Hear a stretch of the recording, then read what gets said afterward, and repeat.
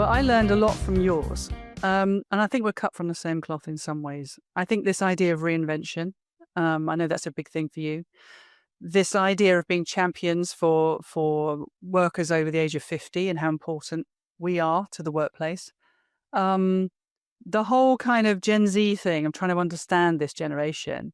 I want to get into that if we can a bit today. And the one thing I wrote this line down because I absolutely loved it. You know, the beauty is what you learn between here and there.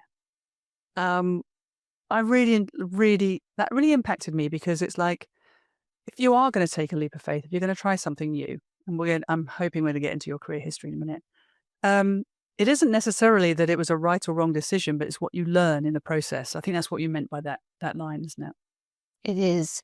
And what's funny is that I came here today with a list of 5 people who very deliberately influenced where I am today in ways that was completely unexpected. So I didn't choose kind of those people that made big impressions in my life when I was very young in a warm and comforting way, but I chose people that really showed up in a way that now looking back at and turning 55 in a few weeks, just, like one of those milestone birthdays, Mhm. you I look back on them and say, you know what, I wouldn't have ended up here without them.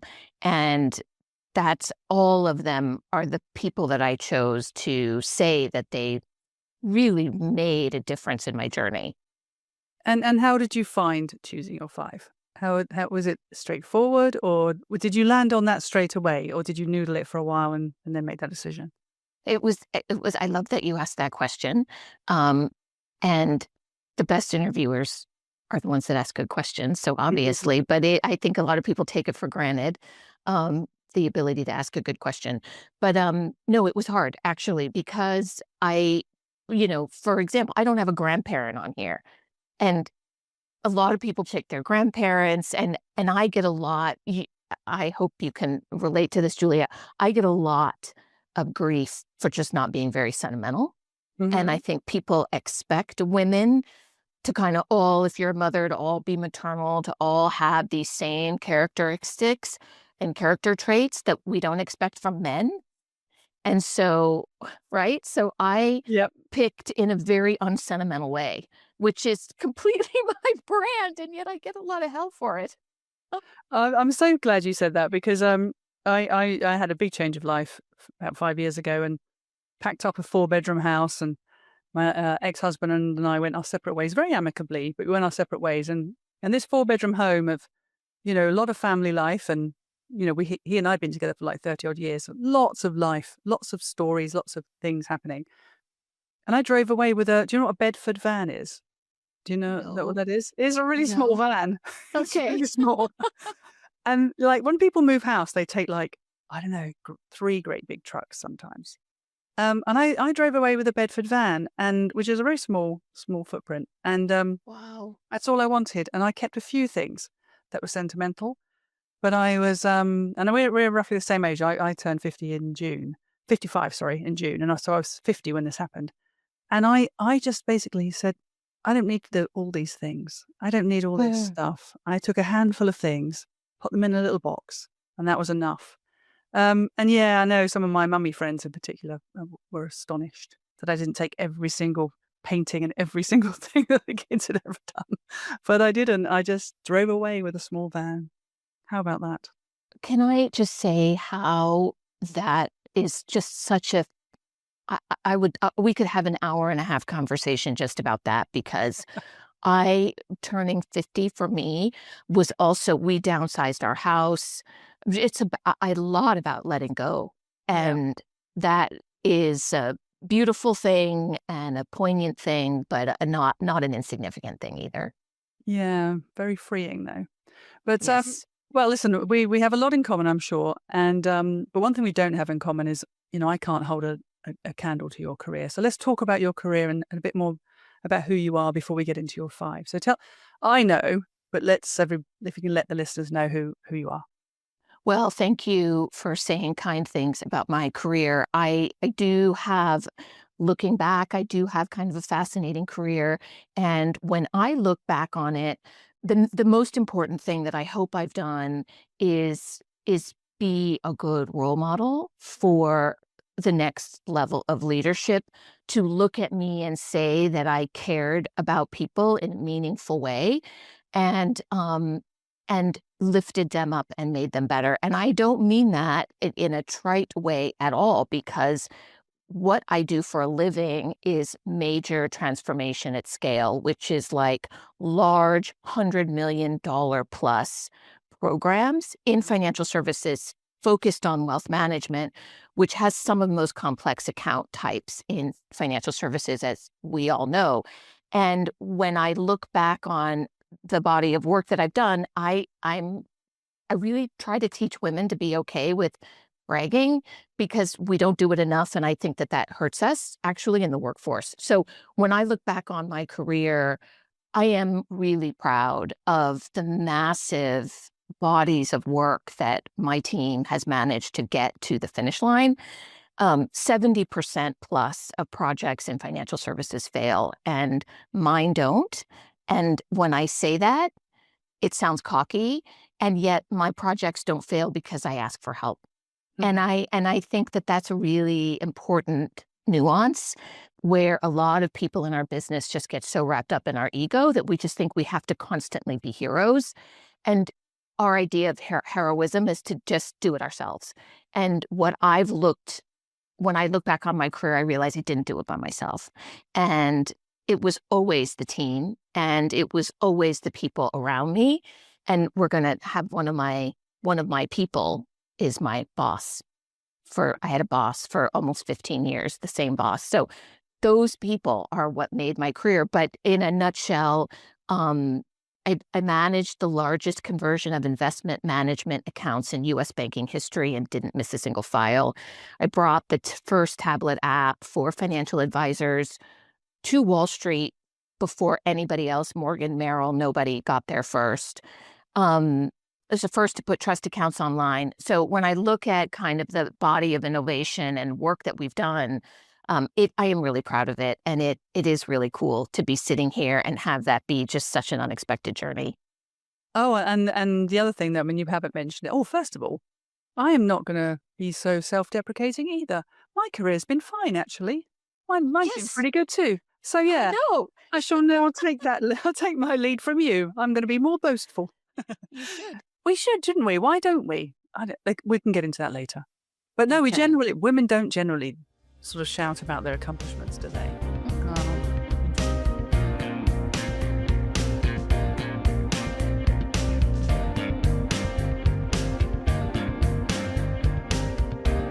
Do you remember that? Well, she's done all of that. Yeah. She's done all of that. She was there when I lost my job at Disney, and I was trying to get another job and was missing by this much in some amazing places. And every time you get a rejection, it breaks your heart, particularly if you're looking for work and you need the money and you have to pay for that next step and that mortgage. And we were going bankrupt as a family when that happened, because we'd taken out such a big mortgage, and we couldn't sell the house because the house market was depressed. So we were literally about to go bankrupt.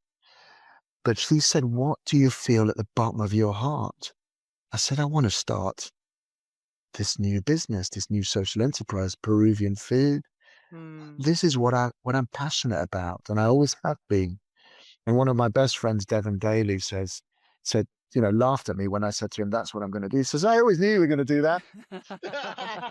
Because you're always talking about it. And so I was like, "Really?" So I always wanted to do that.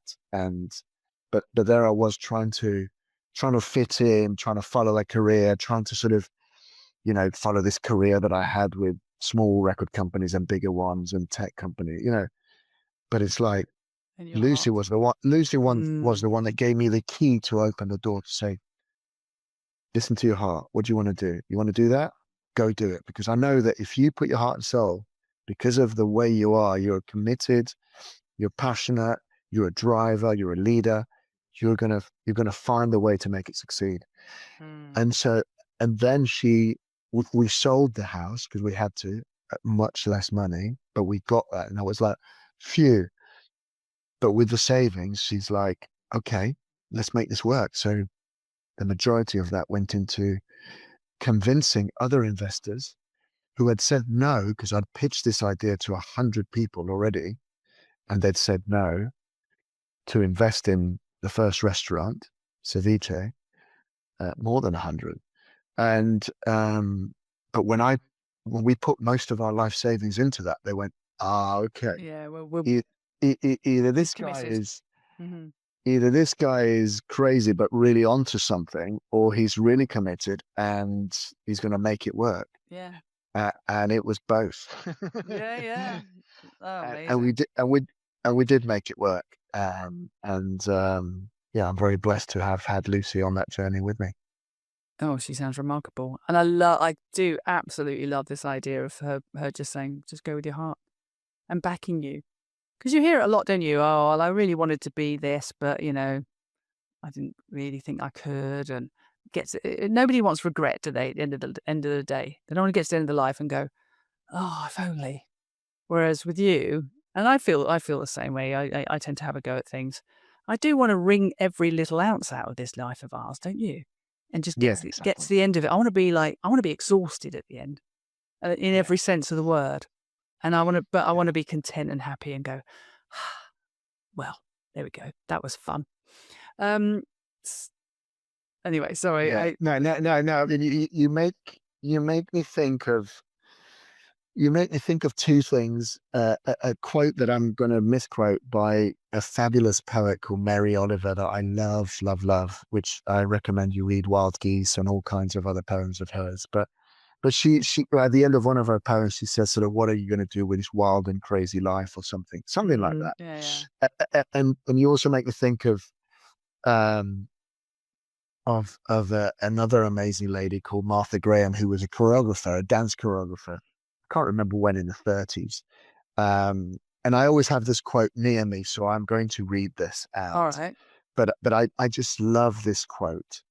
Um, she says there is a vitality, a life force, an energy, a quickening that's translated through you into action. And because there is only one of you in all of time, this expression is unique. And if you block it, it will never exist through any other medium and will be lost. The world will not have it.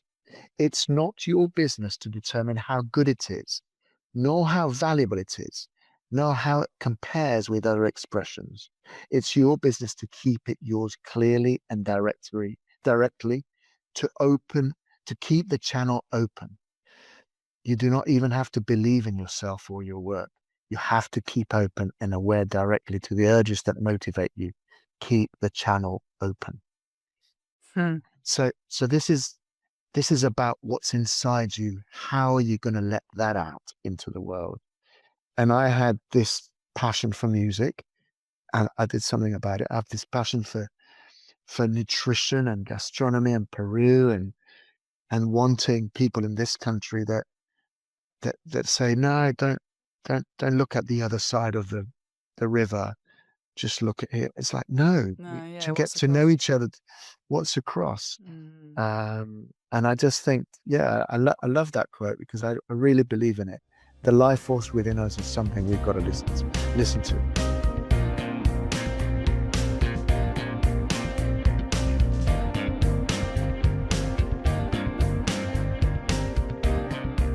Things down and different things.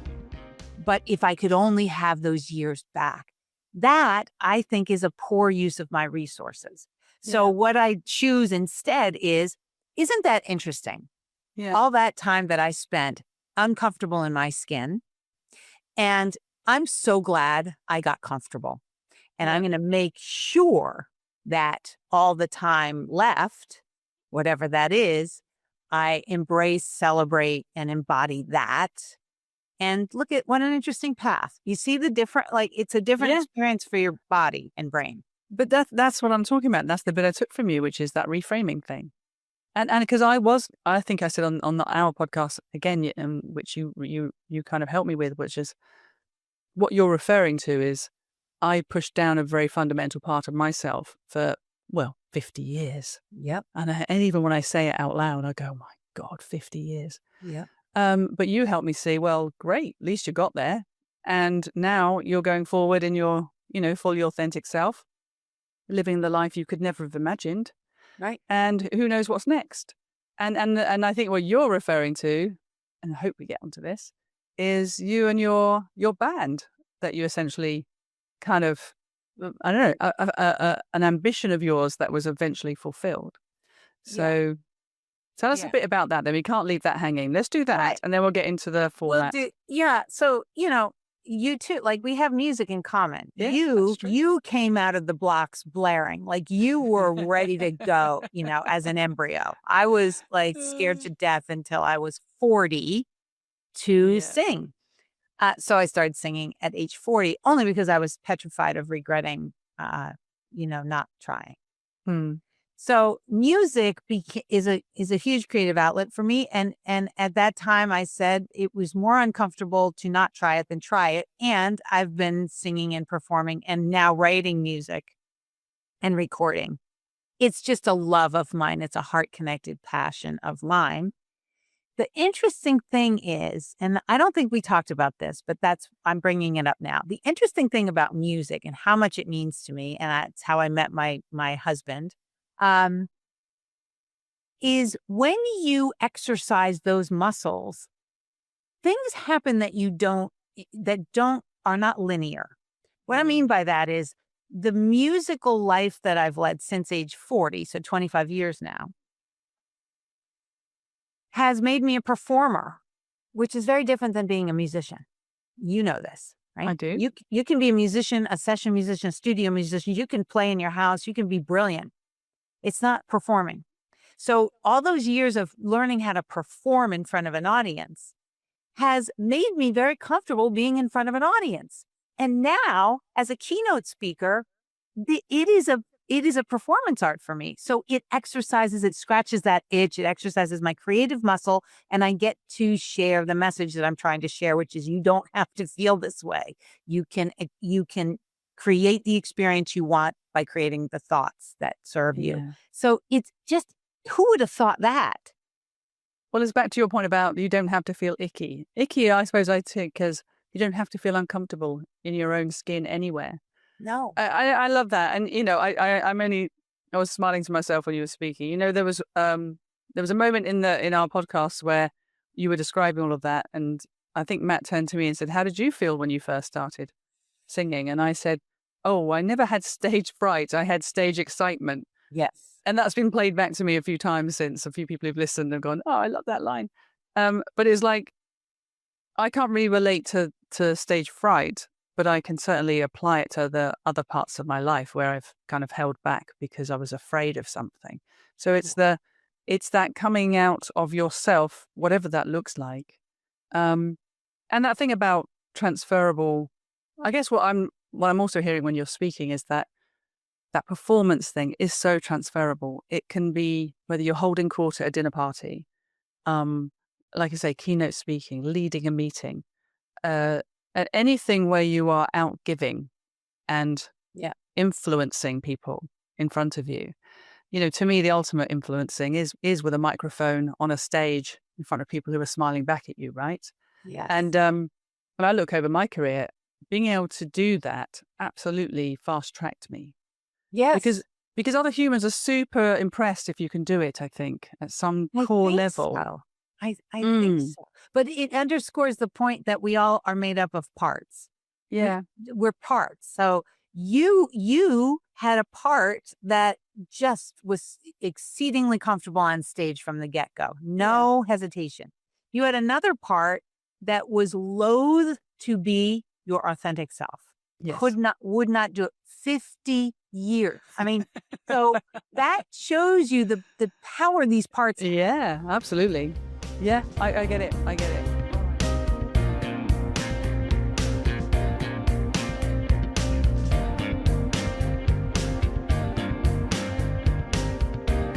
Okay, I mean, this idea of change theory and manifesting and kind of being the author of your own destiny, I find this quite interesting because depending who you listen to, it's all locked in, and we have no influence. We have no free will whatsoever.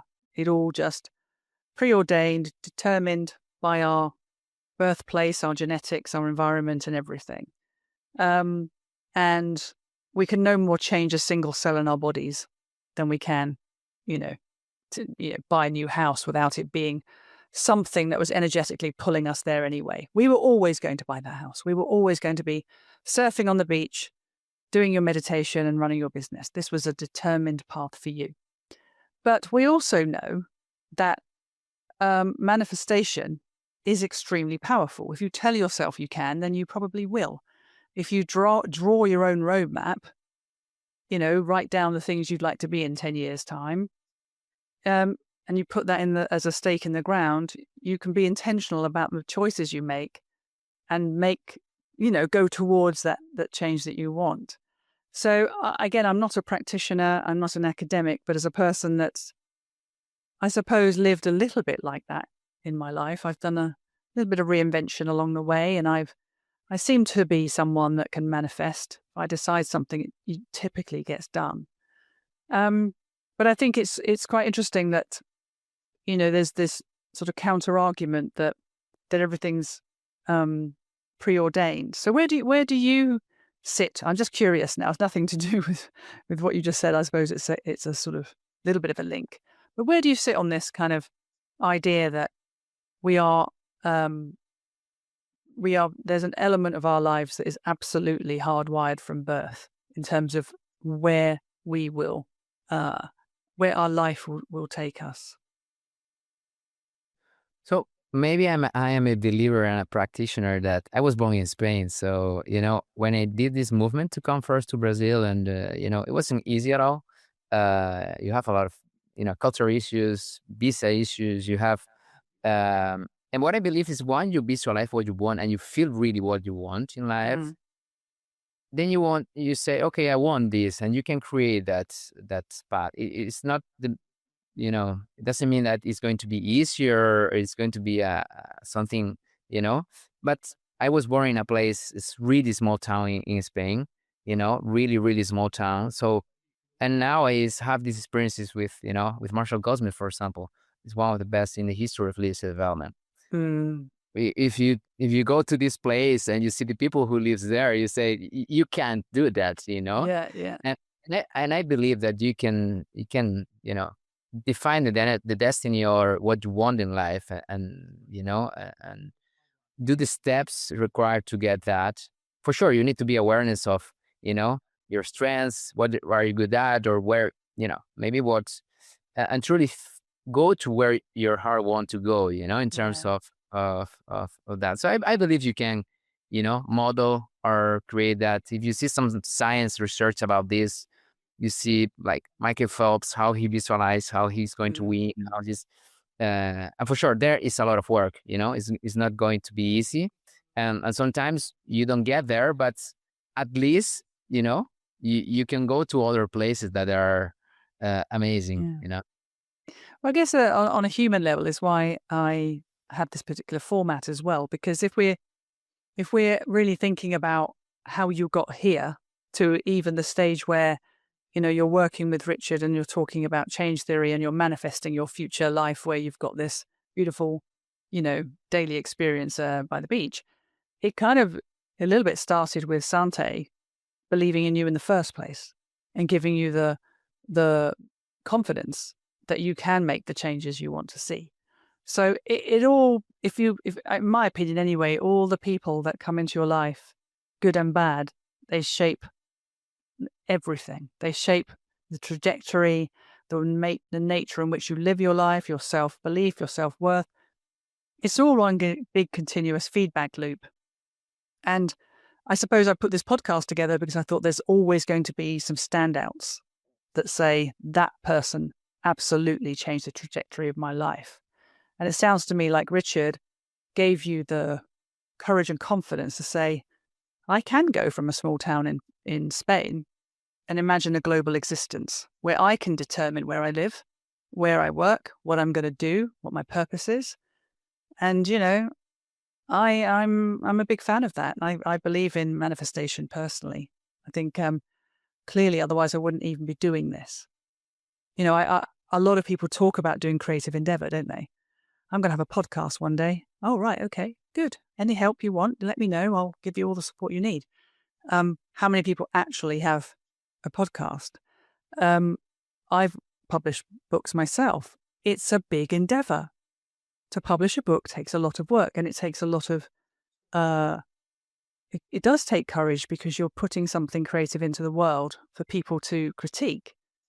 And it's so much easier not to, isn't it? I bet when you were writing your book and you published it, you held your breath on the day it was published and went, oh, I hope people like this. So I'm a big believer in it, and I'm pleased that that's the path you've taken as well. And let's and cheers to Richard for it is Richard, right? I've said that correctly. Yeah. And what's the surname? Richard. Boyatis. Okay, Boyatis. Yeah. got it.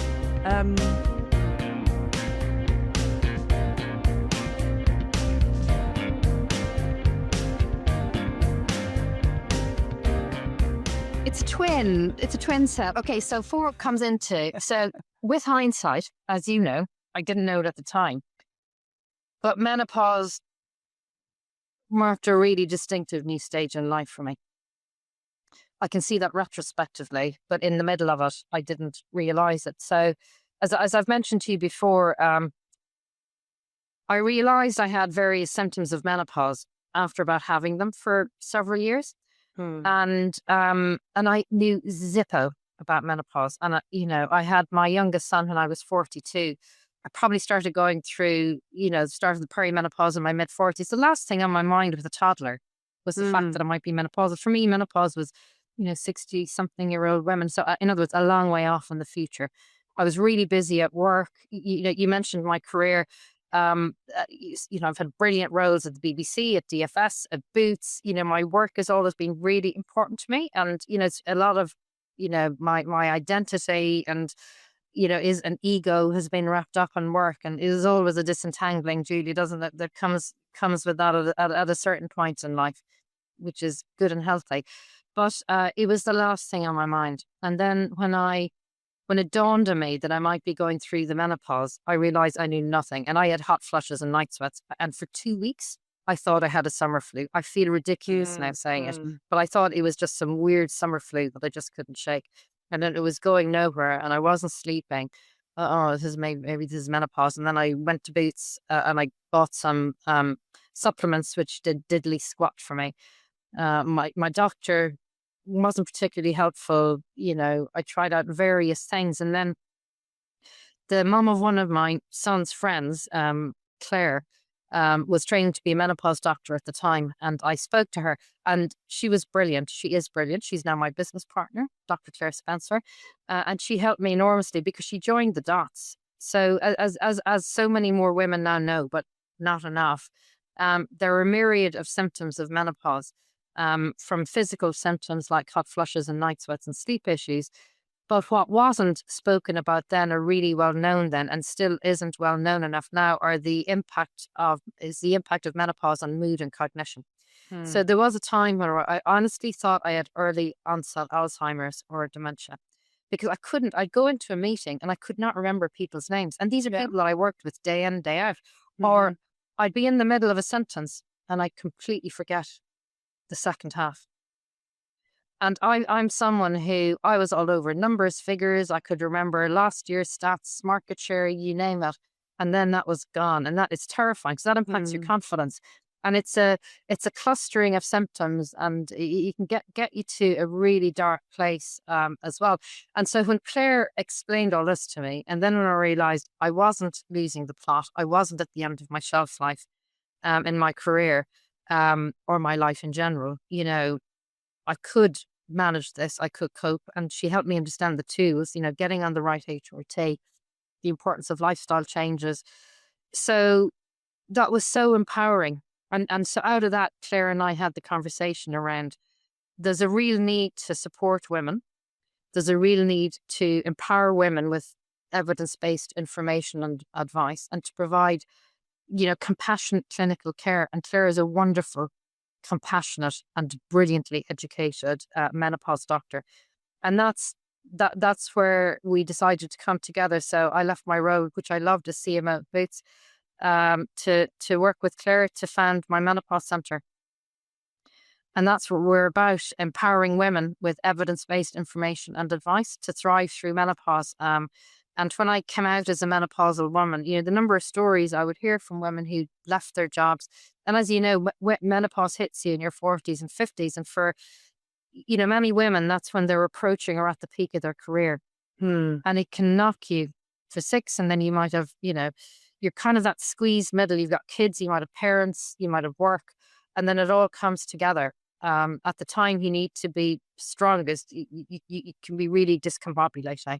And so that's what we set out to do. We're very purpose-led in what we do. We're a private, commercial enterprise venture, but we're very purpose-led in what we do and in what we've created. We do quite a lot pro bono because we recognize that not everyone can afford a private appointment, but we do a lot with businesses and corporates because it's a brilliant way to reach women and to reach all women as when employers provide that kind of support. And that's something that I'm particularly passionate about because I think workplaces there's a business case where we can evidence it. It pays it back. I had a brilliant client testimonial last week saying, yes, it pays for itself.